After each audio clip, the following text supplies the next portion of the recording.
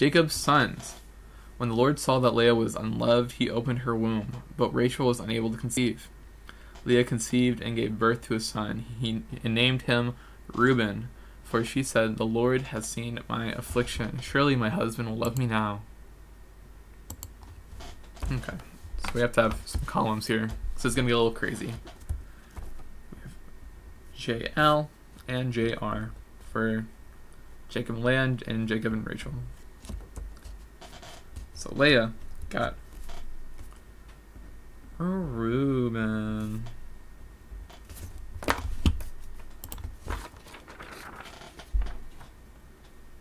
Beautiful.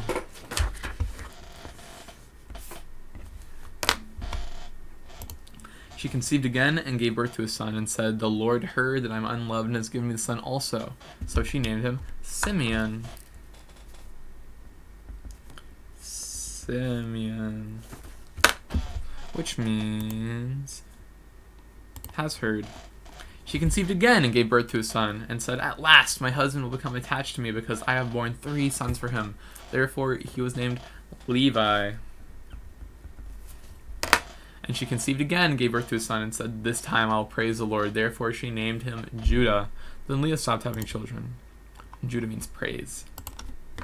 Or sounds like praise.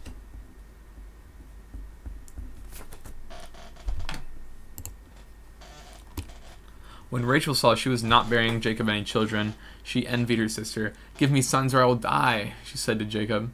Jacob became angry with Rachel and said, "Am I in God's place, who has withheld his offspring from you?" Then she said, "Here is my maid Bilhah. Go sleep with her, and she'll bear children for me, so that through her I too can build a family." So Rachel gave her slave Bilhah to Jacob as a wife, and she slept with her. Bilhah conceived and bore Jacob a son. Rachel said, "God has vindicated me. Yes, he has heard me and given me a son." So she named him Dan. I'm going to put that in parentheses because it's not actually hers.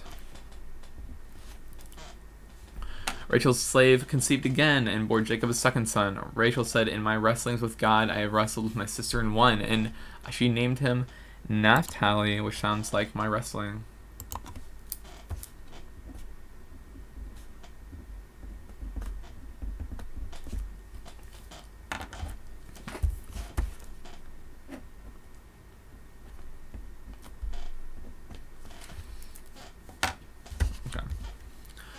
When Leah saw that she stopped having children, she took her slave Zilpah and gave her to Jacob. Leah's slave Zilpah bore Jacob a son. Then Leah said, "What a good fortune," and she named him Gad. I'll show you this once we're through this section. Gad means good fortune, by the way. When Leah's slave Zilpah bore Jacob a second son, Leah said, "I'm happy that a woman can call me happy." So she named him Asher, which means happy. Reuben went out during the wheat harvest and found some mandrakes in the field. When he brought them to his mother, Rachel asked, "Please give me some of your son's mandrakes." But Leah replied her, "Isn't it enough that you've taken my husband? Now you also want to take my son's mandrakes?" "Well then," Rachel said, "he can sleep with you tonight in exchange for your son's mandrakes." When Jacob came from the field that evening, Leah went out to meet him and said, "You must come with me, for I've hired you with my son's mandrakes." So Jacob slept with her that night. So Leah and Rachel were arguing, and Leah said, "Hey, look at my son, he's got some good food." And Rachel said, "Man, I want some." And she said, "Okay, but I'm gonna sleep with your husband, and then you'll get some." So there's some fun bickering. God listened to Leah, and she conceived and bore Jacob a 5th son. Leah said, "This time my husband will honor me because I have borne 6 sons for him." And I skipped some. Oops. A 5th son said, "God for me became my slave to my husband." And she named him Issachar, which sounds like reward.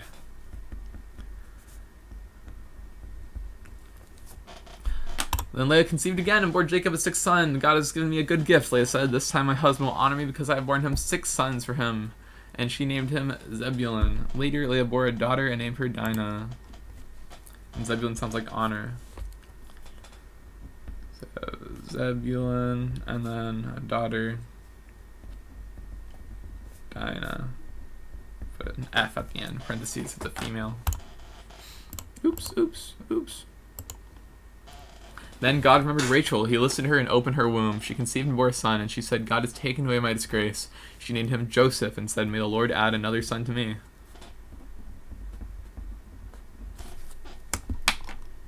And Joseph means he adds. So let's see where we are right now. It's a very long list of family.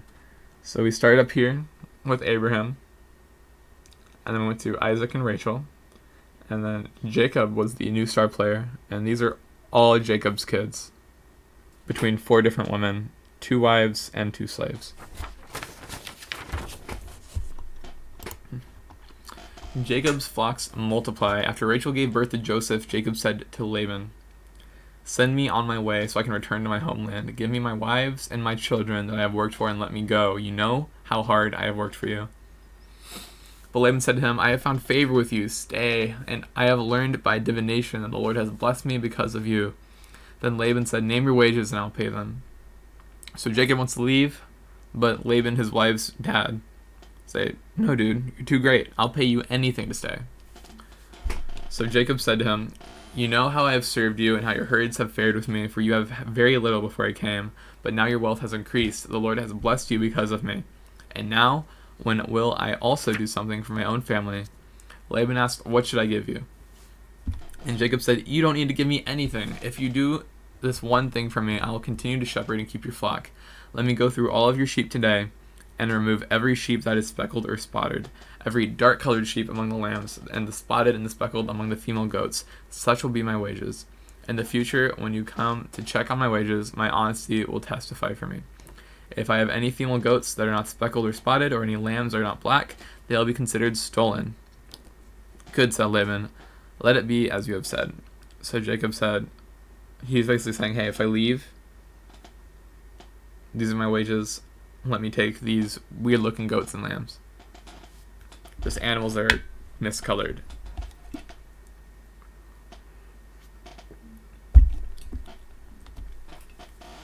That day, Laban removed the streaked and spotted male goats and all the speckled and spotted female goats, every one that had any white on it and every dark-colored one among the lambs. And he placed his sons in charge of them. He put a 3-day journey between himself and Jacob. Jacob, meanwhile, was shepherding the rest of Laban's flock. Jacob then took branches of fresh poplar, almond, and plane wood and peeled the bark, exposing white strips on the branches. He set the peeled branches in the troughs in front of the sheep, and the water channels where the sheep came to drink, and the sheep bred where they came to drink. The flocks bred in front of the branches and they bore streaked, speckled, and spotted young. Jacob separated the lamb and the made flocks face the streaked sheep on the completely dark sheep and Laban's flocks. Then he set his own stock apart and didn't put them with Laban's sheep. Whenever the stronger of the flock was breeding, Jacob placed the branches in the troughs in full view of the flocks, and they would breed in front of the branches. As for the weaklings of the flocks, he had not put out the branches, so it turned out the weak sheep belonged to Laban, the stronger ones to Jacob, and the man became very rich. He had many flocks, female and male slaves, and camels and donkeys. So every time the animals were breeding, when the stronger ones would breed, he would put these spotted and speckled and striped branches around, and that resulted in having speckled and striped kids. So he basically made it so that all of the strong flock was his, and all of the weak flock was his father-in-law's.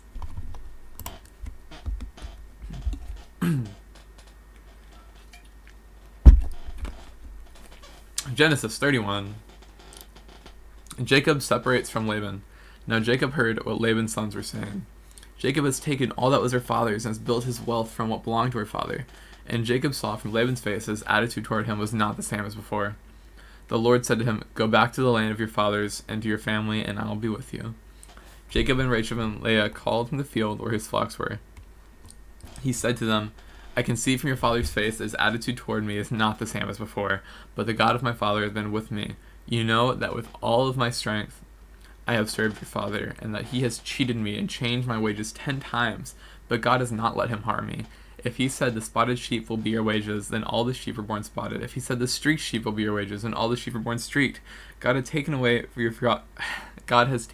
your father's herds and given them to me. When the flocks were breeding, I saw in a dream that the streaked, spotted, and speckled males were mating with the females. In that dream, the angel of God said to me, Jacob, and I said, Here I am. And he said, Look up and see, all the males that are mating with the flocks are streaked, spotted, and speckled, for I have seen all that Laban has been doing to you. I am the God of Bethel, where you poured oil on the stone marker and made the solemn vow to me. Get up, leave this land, and return to your native land. Then Rachel and Leah answered him, Do we have any portion or inheritance in our father's family? Are we not regarded by him as outsiders? For he has sold us and has certainly spent our purchase price. In fact, all the wealth that God has taken away from our father belongs to us and to our children. So do whatever God has said to you. So Jacob got up and put his children and wives on the camels. He took all the livestock and possessions he had acquired in Paddan Aram, and he drove his herds to go to the land of Canaan to his father Isaac. When Laban had gone to shear his sheep, Rachel stole her father's household idols, and Jacob deceived Laban the Aramean, not telling him that he was fleeing. He fled with all his possessions, crossed the Euphrates, and headed for the hill country of Gilead. So when they left, Rachel stole an idol from Laban. Laban overtakes Jacob. On the third day, Laban was told that Jacob had fled, so he took his relatives with him, pursued Jacob for 7 days, and overtook him in the hill country of Gilead. But God came to Laban the Aramean in a dream at night. Watch yourself, God warned him. Don't say anything to Jacob, either good or bad. When Laban overtook Jacob, Jacob had pitched his tent in the hill country, and Laban and his relatives also pitched their tents in the hill country of Gilead. Laban said to Jacob, What have you done? You have deceived me and taken my daughters away like prisoners of war. Why did you secretly flee from me, deceive me, and not tell me? I would have sent you away with joy and singing, with tambourines and lyres, but you didn't even let me kiss my grandchildren and my daughters. You have acted foolishly. I could do you great harm, but last night God of your father said to me, Watch yourself, don't say anything to Jacob, either good or bad. Now you have gone off because you long for your father's family, but why have you stolen my gods? Jacob answered, I was afraid, for I thought you would take your daughters from me by force. But if you find your gods with anyone here, he will not live. Before our relatives, point out anything that is yours and take it. Jacob did not know that Rachel had stolen the idols. So Jacob thought that they were completely innocent and didn't have anything stolen. He thought they were completely in the right. So Laban went into Jacob's tent, Leah's tent, and the tents of the two concubines. He found nothing. When he left Leah's tent, he went to Rachel's tent. Now Rachel had taken Laban's household idols and put them in the saddlebag of the camel and sat on them. Laban searched the whole tent but found nothing. She said to her father, Don't be angry, my lord, that I cannot stand up in your presence. I am having my period. So Laban searched, but could not find the household idols. Jacob's covenant with Laban. Then Jacob became incensed and brought charges against Laban. What is my crime? He said to Laban. What is my sin, that you have pursued me? You've searched all my possessions. Have you found anything of yours? Put it here before my relatives and yours, and let them decide between the two of us. I have been with you these 20 years. Your ewes and female goats have not miscarried, and I have not eaten the rams from your flock. I did not bring any of your flock torn by wild beasts. I bore myself the loss. You demanded payment from me for what was stolen by day or by night. There I was, the heat consumed me by day and the frost by night. Ice and sleep fled from my eyes. For 20 years in your household I served you, 14 years for your 2 daughters, and 6 years for your flocks. And you have changed my wages 10 times. If the God of my father, the God of Abraham, the fear of Isaac, had not been with me, certainly now you would have sent me off empty-handed. But God had seen my affliction and my hard work, and he issued his verdict last night. So Jacob just sort of went off on Laban. You've been treating me like crap. It's been 2 decades, and I don't deserve any of this. Then Laban answered Jacob, The daughters are my daughters, the sons my sons, and the flocks my flocks. Everything you see is mine, but what can I do today for these daughters of mine or for the children they have borne? Come, now, let's make a covenant, you and I. Let it be a witness between the two of us. So Jacob picked out a stone and set it as a marker. Then Jacob said to his relatives, Gather stones. And they took stones and made a mound, and they ate there by the mound. Laban named the mound Jegar-Sahadutha, but Jacob named it Gilead, which means the mound of witness. Then Laban said, This mound is a witness between you and me today. Therefore the place was called Gilead and also Mizpah, for he said, May the Lord watch between you and me when we are out of each other's sight. If you mistreat my daughters or take other wives, though no one is with us, understand that God will be a witness between you and me. Laban also said to Jacob, Look at this mound and the marker I have set up between you and me. This mound is a witness, and the marker is a witness. I will not pass beyond this mound to you, and you will not pass beyond this mound and the marker to do me harm. The God of Abraham and the gods of Nahor and the gods of their father will judge between us. And Jacob swore by the fear of his father Isaac. Then Jacob offered a sacrifice on the mountain and invited his relatives to eat a meal. So they ate a meal and spent the night on the mountain. Laban got up early in the morning, kissed his grandchildren and daughters, and blessed them. Then Laban left to return home. So after chasing him all this way, they built a little monument, and then they made it a border where neither one can pass the other. Preparing to meet Esau, Jacob went on his way, and God's angels met him. When he saw them, Jacob said, This is God's camp. So he called that place Mahanaim. He has two camps. Jacob sent messages ahead of him to his brother Esau in the land of Seir, a territory in Edom. Remember, Esau wanted to kill Jacob last time he saw him. He commanded them, You are to say to my lord Esau, This is what your servant Jacob says. I have been staying with Laban and have delayed until now. I have oxen, donkeys, flocks, and male and female slaves. I have sent this message to inform my lord in order to seek your favor. But when the messengers returned to Jacob, they said, We went to your brother Esau. He is coming to meet you, and he has 400 men with him. Jacob was greatly afraid and distressed. He divided his people with him into two camps, along with the flocks, herds, and camels. He thought, If Esau comes to one camp and attacks it, the remaining one can escape. And then Jacob said, God of my father Abraham and God of my father Isaac, the Lord who said to me, Go back to your land and to your family, and I will cause you to prosper. I am unworthy of all the kindness and faithfulness you have shown your servant. Indeed, I crossed over the Jordan with my staff, and now I have become two camps. Please rescue me from my brother Esau, for I am afraid of him. Otherwise he may come and attack me, the mothers and their children. You have said, I will cause you to prosper, and I will make your offspring like the sand of the sea, too numerous to be counted. He spent the night there, and took part of what he had brought with him as a gift for his brother Esau. 200 female goats, 20 male goats, 200 ewes, 20 rams, 30 milk camels with their young, 40 cows, 10 bulls, 20 female donkeys, and 10 male donkeys. He entrusted them to his slaves as separate herds and said to them, Go on ahead of me, and leave some distance between the herds. So he's terrified right now, because his brother he's about to find his brother who wanted to kill him, so he's saying, separate the camp in half, give him a bunch of stuff, maybe we'll live. And he told the first one, When my brother Esau meets you and asks, Who do you belong to? Where are you going? And whose animals are these ahead of you? Then tell him, They belong to your servant Jacob. They are a gift sent to my lord Esau. And look, he is behind us. He also told the second one, the third, and everyone who was walking behind the animals, Say the same thing to Esau when you find him. You are also to say, Look, your servant Jacob is right behind us, for he thought, I want to appease Esau with a gift that is going ahead of me. After that I can face him, and perhaps he will forgive me. So the gift was sent on ahead of him while he remained in the camp that night. During the night Jacob got up and took his 2 wives, his 2 slave women, and his 11 sons, and crossed the ford of Jabbok.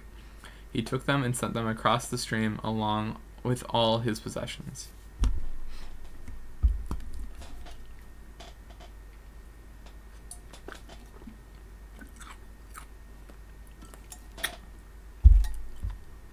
Jacob was left alone, and a man wrestled with him until daybreak. When the man saw that he could not defeat him, he struck Jacob's hip socket as they wrestled and dislocated his hip. Then he said to Jacob, Let me go, for it is daybreak. But Jacob said, I will not let you go unless you bless me. What is your name? The man asked. Jacob, he replied. Your name will no longer be Jacob, he said. It will be Israel, because you have struggled with God and with men and have prevailed. And Israel means struggled with God. Then Jacob asked him, Please tell me your name. But he answered, Why do you ask my name? And he blessed him there. Jacob then named the place Peniel, which means what's happening? Face of God. For I have seen God face to face, he said, yet my life has been spared. The sun shone on him as he passed by Peniel, limping because of his hip. That is why still today the Israelites don't eat the thigh muscle, that is at the hip socket, because he struck Jacob's hip socket at the thigh muscle. So this man was very much presumed to be God, and Jacob physically wrestled with him, and then God just tapped his hip out of place and renamed him Israel. Because his whole life he's been deceiving people and not doing the wisest thing, but he's still God's kid, and he's still like the star protagonist at this point. And I think the name Israel greatly exemplifies this.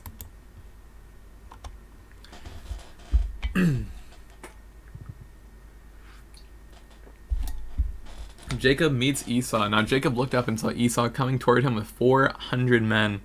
So he divided the children among Leah, Rachel, and the 2 slave women. He put the slaves and their first children first, Leah and her children next, Rachel and Joseph last. He himself went on ahead and bowed to the ground 7 times until he approached his brother. But Esau ran to him, hugged him, threw his arms around him, and kissed him. Then they wept. When Esau looked up, he saw the women and children and asked, "Who are these with you?" He answered, the children God has graciously given your servant." Then the slaves and their children approached him and bowed down. Leah and her children also approached and bowed down. Then Joseph and Rachel approached and bowed down. So Esau said, "What do you mean by this whole procession I met?" "To find favor with you, my lord," he answered. "I have enough, my brother," Esau replied. "Keep what you have." But Jacob said, "No, please, if I have found favor with you, take this gift from me, for indeed I have seen your face, and it is like seeing God's face, since you have accepted me. Please take my present that was brought to you, because God has been gracious to me, and I have everything I need." So Jacob urged him until he accepted.